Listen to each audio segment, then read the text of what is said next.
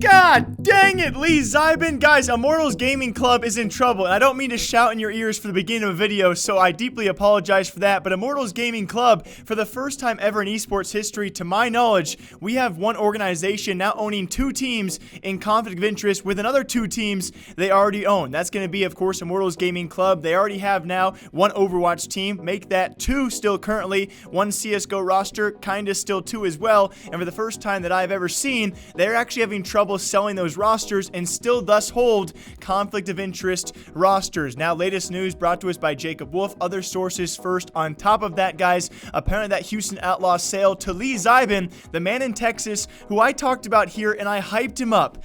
I hyped this guy up because he took to Twitter to talk to people like Elon Musk, to talk to Rock, others as well, to ask about investing into 2 spots, that being an Overwatch League team and a Call of Duty League team. Amongst that, we also saw rumors very shortly after that he would be buying the Houston Outlaws. Other rumors for Call of Duty said he could be buying the E-United franchise, and all of a sudden, this Texas real estate investor became a saint to me because he took to Twitter to potentially buy esports teams for 2 of the biggest franchise leagues we have coming in 2020, and apparently that might be falling through. Also, according to Jacob, though, in that initial report, they did say it was actually Lee Zieben reportedly offering $40 million for that Houston Outlaws spot inside the Overwatch League, which he did say was only worth around $30 million. So a very interesting side point for all of you League of Legends fans out there. If you are trying to wonder what the most expensive franchise spot is currently, it's no longer Overwatch. We thought Overwatch spots were upwards of $60 million.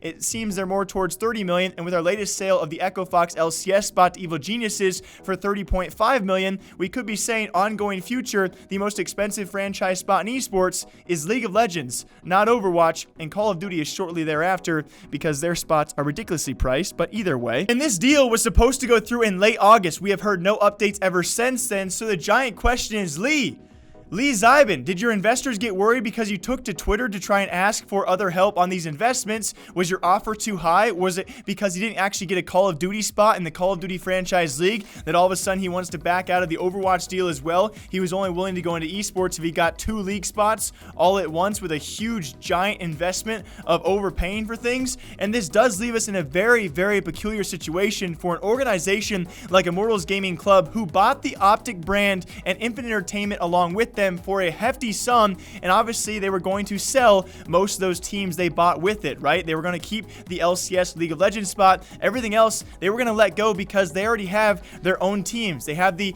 LA Valiant. They don't need the Houston Outlaws. They're going to try and sell them. That's maybe not going through. They had the MIBR CSGO roster. They also bought the OpTic CSGO roster, which, by the way, late last week, that roster benched themselves, have disbanded because no team has bought those players. So I've asked this question already for a CSGO video, now for a general esports video out there. As Immortals Gaming Club, when do you just let those CSGO guys go? Because you now have 2 potentially conflict of interest rosters. Obviously, the CSGO roster is no longer competing, so that's off the table. But now a brand new conflict of interest you probably didn't expect to have, as the Houston Outlaws have not been sold yet, and you have 2 Overwatch teams, which, by the way, you can't do. I'm angry.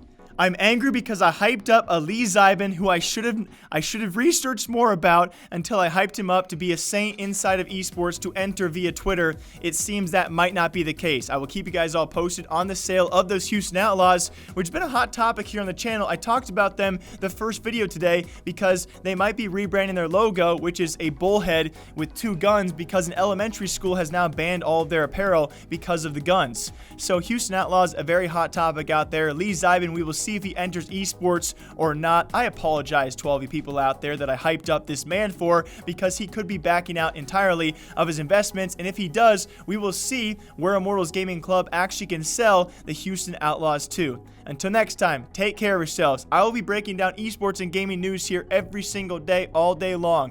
Thank you for subscribing, commenting. You guys are the best. Take care of yourselves. I'll see you back here sometime soon. Bye.